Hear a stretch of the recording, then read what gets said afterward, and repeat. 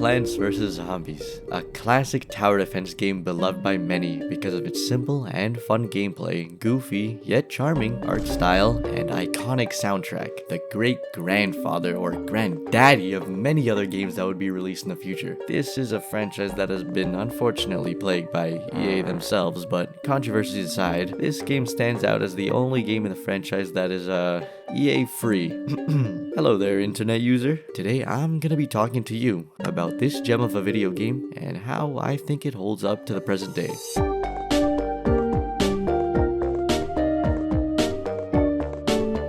For anyone out of the loop, for whatever reason, Plants vs. Zombies is a simple tower defense game released in 2009 where you protect your home from invading zombies coming in from multiple lanes. You defend by planting plants. Plants cost sun. Game feeds you sun. You plant happy sunflowers that give you more sun. It's pretty simple, right? Yeah, it really is. The game requires some simple strategy, which is pushed a little further as the game goes on. There's a bit of side content, and that's about it. I'm gonna be real with you guys and say right off the bat that this game is not better than the sequel. If you compare it to its successor, Plants vs. Zombies just lacks a lot of meat to its game that the sequel has. You can compare it to some of the spin-offs too, but that's more subjective. That being said, as a project or a complete game, I prefer the original more. It's my second favorite in the franchise. The original game has nowhere near as much endless grinding that has to be done. It has a straightforward and simple adventure mode and some nice side content sprinkled in. It's iconic and has none of this EA bullshit anywhere. This is also one of the first video games I've ever played. I remember playing this game as a silly little guy on my dad's iPad alongside Minecraft and Minion Rush. Anyone remember Minion Rush? Fortunately for me and probably other people who played this game as a kid, Plants vs. Zombies is a pretty easy game. I replayed this game for like the 5th time for this video, and I gotta say, the pacing is also pretty good. Aside from maybe being a little slow when starting up a level, or maybe that's my Gen Z attention span kicking in, I don't know. Most levels in the main adventure mode follow a simple formula. Spam sunflowers or sunshrooms, then build a stacked defense that will most likely steamroll the rest of the level. The game does throw a lot of gimmicks and mechanics your way, which is pretty cool. What's not cool is how most of these gimmicks are instantly hard countered after one level. Sometimes you're given the counterplant to certain gimmicks before they're introduced, which really tickles my fancy. I'm kidding, by the way. This shit sucks. This kind of design funnels more players to go into autopilot mode, if that makes any sense. I can see how some people would like this, and sometimes I like it too, but personally I'm not a fan of this kind of design, at least for this kind of game. I think at the very least there should always be a level where you have to face said gimmick before unlocking said counter, but even then I only think this kind of method should be used for more general gimmicks. Gimmicks that kind of establish how you'll be playing the next batch of levels, like the stage gimmicks, the night levels with no natural sun, the flower pots, and the fog. I think these mechanics are introduced pretty well because you have to play at least a level without the main counterplants to get a feel for how the rest of those levels will be like. It's always the first level per section, so there's no sudden jump in difficulty. But these mechanics will get pretty annoying pretty fast, so the game just gives you the necessary plants and then it becomes more fun, and then you just end up relying on those. But then the difficulty will rise to accommodate what you're given. I hope that made sense. I didn't include lily pads in the example list because the game gives you them off the rip. They could have done something with them, like with the flower pots, like pre-planting a bunch of lily pads and then unlock them after the first pool level, but I guess that's a bit of a nitpick. Maybe the devs need more time to hype up the almighty squash. Even if the stage gimmicks are simple, I still think they're introduced pretty well. How about the rest of the mechanics?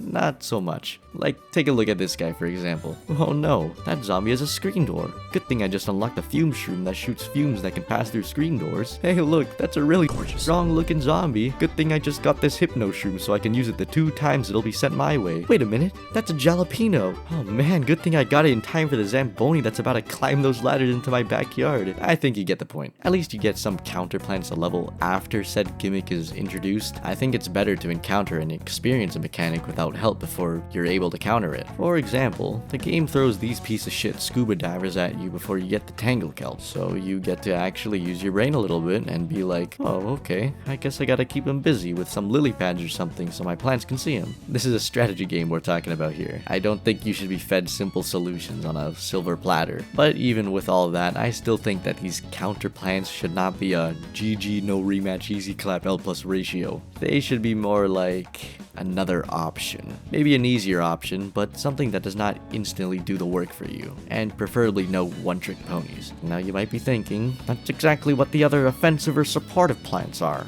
Exactly, now that's the good stuff. Not only can they be effective at fighting certain gimmicks, it allows more variety and can fill other roles as well. The Tall Nut is a great example of this. After you encounter the Dolphin Rider for the first time, you're given something to block the big leap he does. The Tall Nut serves as a stronger but more expensive walnut. These are some positives, but when you get to the roof levels, you're introduced to the Ladder Zombie, which can counter your counterplant, resulting in you having to play around that. I think all that is pretty decent game design. If you played this game before, you were probably a lot more excited and more drawn to the new offensive or supportive plants that could be more universally used. You definitely incorporated a Snow Pea into your builds the moment you got it. And same goes for plants like the Repeater, Scaredy Shroom, and even plants like the Three-Peater or Starfruit. Why? Because they're not lame, plus they're fun and satisfying to watch. I can't be the only one who tried out a Three-Peater and Torchwood build the moment I unlocked the Torchwood. I don't know about you, but I don't find it super fun or engaging after using a Hypno Shroom on a football zombie or Michael Jackson. Same goes for clearing the few Zombonis that cross my path with the Jalapeno. I bet there's a good amount of people who don't even know the zombie bobsled team exists because the Jalapeno made these guys non-existent. Plants like the Coffee Bean and Magnet Shroom are really cool in my opinion because they're really unique and provide more options to the player, while not just handing them solutions on a silver platter. If I'm gonna spend every level just stacking a busted defense, then having that variety goes a long way. It's a lot more fun than using one-trick ponies and insta-kill plants. And speaking of insta-kill plants,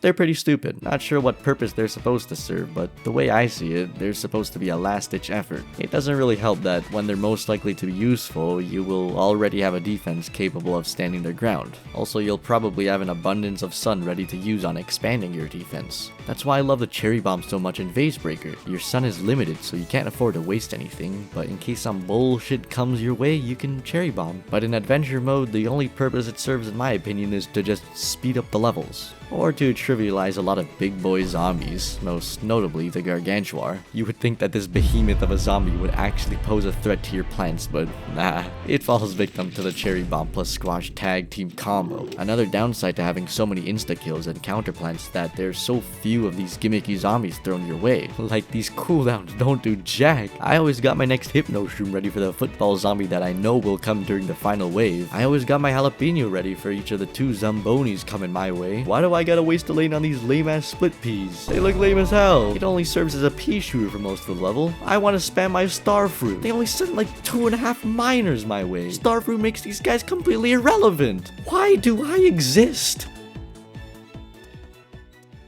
Huh.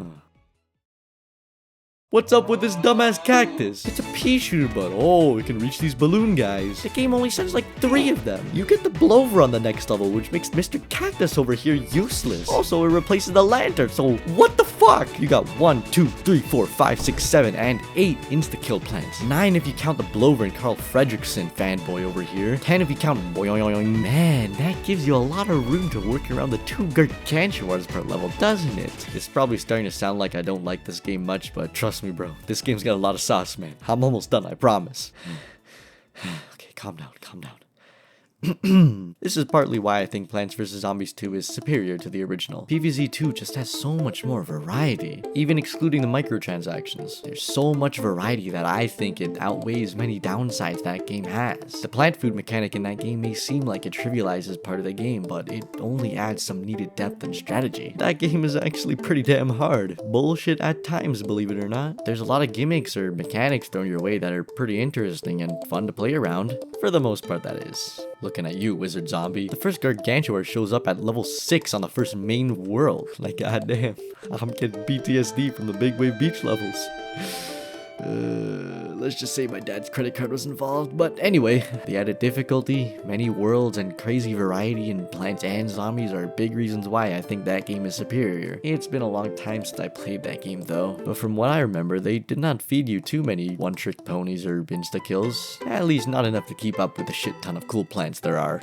I did say the original PvZ was my second favorite in the franchise, right? Well, Plants vs. Zombies 2 is not my favorite, it's Garden Warfare 2! Oh, in your face, yay! although Garden Warfare is also from EA, so ignore that. I did shit on pretty much the entirety of the main gameplay loop for the adventure mode, so why do I admire it so much? Why do others admire it so much? Is it nostalgia? Well, yes, part of it, yes, but I'm trying to defend it as unbiased as I can. I think that this game offers a very unique, adventure-like experience, while staying relatively simple. The sequel has a much larger focus on a more grand, long-lasting journey, which is awesome. However, I feel sometimes it can be dragged out too long through the sheer quantity of levels you have to get through. In the original game, you start off on your front lawn, and immediately the tone is set. I'm not sure how to describe it, but it's very light-hearted and chill, while keeping a more serious but amusing feel with the art direction. Not sure if I hit the spot there, but whatever, it's not that important. I think the game manages to escalate that grand-like feeling as you progress through the sections of the game. By the night levels, the game gives you that first bit of uneasiness, which helps immerse yourself in the game. It also shows the player that the game is capable of taking bigger shifts in scenery and gameplay despite how simple everything appears. When you get to the pool levels, there's a change in location, and by now you're feeling comfortable with the game and its mechanics. This is also the point in the game where you're starting to get more unique and gimmicky plans. Especially after coming from the night levels, the soundtrack and change in location helps to nail that welcoming and comforting feel. You get to the night pool levels and you're introduced to the fog, which doubles down on the effect of the first batch of night levels, setting a more uneasy and mysterious tone. I think the fog levels serve as a great way to build up to the final batch of levels, the rooftop. And I gotta say, the music carries this part of the game a long way in my opinion. For the entire game to take place outside a house, Laura Shigihara does a damn good job of setting various moods and providing loads of jammers. You also gotta appreciate any soundtrack that substitutes alternate versions of songs mid-game to accommodate specific parts of the gameplay. I know that PvZ2 is also kinda like this, and don't get me wrong, Peter McConnell does an amazing job on the PvZ2 soundtrack, but most of the PvZ2 tracks revolve around the individual worlds they're based on, and that's it. For example, I think the rooftop levels have music that can set a finale-like mood that kind of hints at and hypes up the end of the game, or the end of a journey. That mysterious, suspenseful tone in the music helps add a lot of oomph into that hyping up the end part. Also, that shit goes hard, man. When I listen to the Neon Mixtape Tour music from PvZ2, sure that shit slaps, but it only gives me Neon Mixtape Tour vibes. It sets a mood that fits the theme of the world, but I feel as if it does not relate or transition to or from anything outside of that world. When I listen to the pool level music from PvZ1, I feel it settles a similar mood to the daytime level music. Except this time, this song sounds like it knows you're getting comfortable with the game, so the song sets a more welcoming mood with a more upbeat and groovy sound to it, which is especially nice because you're just coming off of playing the more eerie night levels. Also, that shit slaps. When I listen to the Wild West music from PvZ2, sure, I really like it, but it just gives me Wild West vibes. I really hope I'm making some sort of sense. All you need to know is the music fits so well and goes so damn hard, man. Have I talked about the final boss yet? That Zomboss fight is crazy, dog. It's not the hardest thing in the world, but it's pretty engaging and the game does not hold back on throwing strong zombies at you. You're actually incentivized to save your jalapenos and ice shrooms for when Zomboss pokes his head down and spits out his ice or lava balls. You can choose to save some jalapenos or freezes for any strong zombies that may be sent your way, or you can choose to get extra damage on the boss. And my god, the hype on this fight is absolutely insane. So much more hype and so much better than any boss fight in the sequel. After finishing one of the hardest levels in the game, you're given a letter from the leader of the zombies that's written in cursive? God damn, this guy is leagues ahead of his people. Anyway, you're given a warning, and then you're met with an empty rooftop taking place at night, which is already pretty hype scenery if I do say so myself. Then you got Crazy Dave, my man, that me up. Well, I'll get to you in a bit. Crazy Dave comes in, tells you that he's here. Huh? Well, what's going on? Then all of a sudden, Crazy Dave is snatched by a bungee zombie, and then, oh shit! The camera pans over to the right, like how a level would start out, but there's no one. The camera pans back to the left, and then...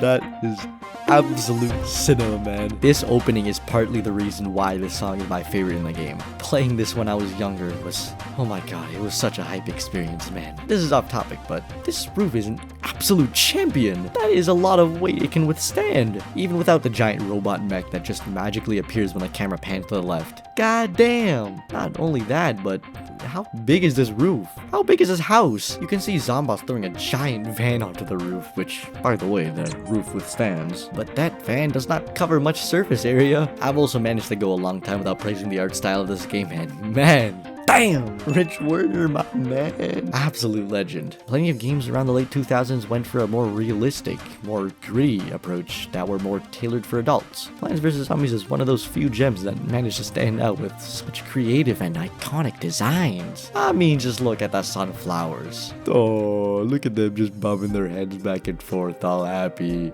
Look at that nut. He's so happy. And then you got the big brother who stands tall and mighty, even shedding a tear after withstanding the wraths of the zombies. The pea shooter is so iconic, and the repeater looks so damn cool. Can't forget the squash. Also can't forget how adorable all the mushrooms are. Damn! One of my favorites is the fume shroom. Oh, look at his chunky fume spitter thing. Hey, zombie, can you friggin... Thank you. It's so satisfying watching all these silly little goofy goobers go to town and decimate hordes of zombies. There's something so comforting about it that I love so much. It's a really chill game that you can just vibe with. It's also a pretty good game to just play while listening to something in the background. And we can't forget about my man Crazy Dave. It's such a small thing and he doesn't have to be in the game, but his silly and unhinged character adds a whole lot of life to the game. He manages to play a simple guide role and you can learn some questionable information from him. I just love reading these stupid, unhinged, amusing comments from him. Like, look at this. When you get to the fog levels, Crazy Dave pops in saying he used to be called Fog Man, and he says that was because he would jump random people from the fog. Bro follows up with a, those were the days, and just leaves. Absolute Giga Chat behavior. Thanks, Crazy Dave. That was some important information. Look at this. On the last fog level, there's a thunderstorm. Crazy Dave comes in to the rescue. Hey, it's dark outside. Oh, well, not my problem. Good luck, man. No, Crazy Dave, you can't just leave me here. Oh, man. We're nearing the end of this pretty scuffed review. There's one last thing I want to go over before wrapping things up, and that's the side content. There's actually quite the selection of side content you're given. You unlock bits and bobs of it as you play through the adventure mode, which is pretty cool. Unfortunately, most of the side content is pretty lackluster. There are 20 minigames, 3 separate game modes, and some fun achievements. Except for this one. Fuck this tree. Most of the minigames are pretty forgettable. Those that are memorable still fall short because there's not enough of it. Walnut Bowling, Whack-A-Zombie, Zombie Nibble, Zombie Quick, and Bobsled Bonanza are the only ones I liked. Everything else you'll play once and be like, oh, that was pretty cool, and then you forget about it 5 seconds later. Walnut Bowling is iconic, dog. It's pretty easy, but it's fun. The Walnut Bowling rematch, however, is pretty damn awesome. It actually posed a bit of a challenge. Whack-A-Zombie is also iconic, and it's really fun just constantly bonking zombies. I personally banned myself from using the Gravebusters because it adds some challenge that I enjoy. Leaving the graves on the rematch minigame was actually pretty crazy. That final wave got me some adrenaline. Zombie Nimble, Zombie Quick is just Plants vs. Zombies but really fast, which is pretty fun. And then there's Bobsled Bonanza, which is actually pretty hard. Probably my favorite out of the minigames. This is what happens when the game keeps sending you Zombonis without letting you recharge your insta-kills. You actually have to make the most of your jalapenos or cherry bombs and stand your ground. In the end, it was really fun. I love how some minigames are sprinkled throughout the main adventure mode as well. It changes up the gameplay to keep things fresh. I'll also throw the conveyor belt levels in here because I haven't talked about them yet. It's a fun and simple way of providing a unique playstyle for players to enjoy. No need to farm sun, the game just starts giving you plants and starts sending zombies your way. It's a great way to end every section in the game. My personal favorite is the Zomboss fight, which I've already gushed about. I really enjoyed the Thunderstorm level. I think some people hate it because of how little you can see, which to be fair can be pretty absurd at times, but I think the trial and error or guesswork when it comes to your plant placement is pretty fun. You have to constantly be paying attention, which is not something you commonly do in most other levels. And then that leaves the remaining 3 game modes: Facebreaker, iZombie, and Survival. These are the only game modes that are actually expanded upon. This includes a handful of levels and an endless mode. Thankfully, all of these are pretty fun. I especially love Facebreaker and iZombie because of how unique and strategic they are. Those endless modes are a real kick in the walnuts. I do admit they It can be some fat BS at times though. PopCap's really gonna make you work for those endless achievements if you want them. And that leaves survival mode. The first 5 levels are pretty easy, but then these hard versions really spike in difficulty. It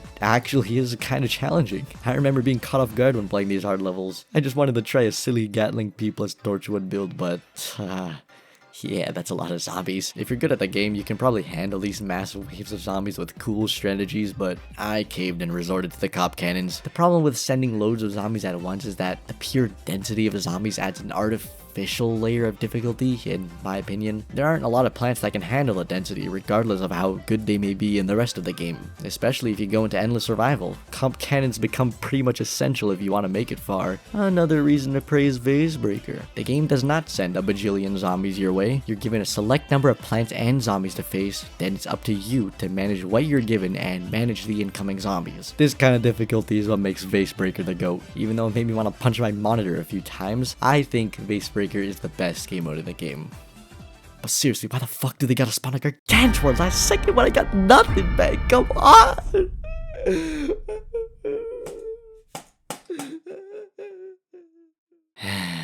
So, that wraps up this video. If you watched the whole thing, thank you. I hope you enjoyed it. I think Plants vs. Zombies is a game that every gamer should try at least once. I think the praise it gets is pretty justified. It's pretty special to me after all. But it's got flaws, and I think people tend to dunk on the sequel way too much. Anyway, this is my first review-like video, so what'd you think? I'm pretty stupid, and I'm very new to this review stuff. Anything I can improve on? You can leave a comment, a like, a subscribe. I don't know, that's up to you. But that kind of stuff is a big motivator for me, and it'd be greatly appreciated. Anyhow, that's it for me. Have a great day, internet user. Thanks for watching.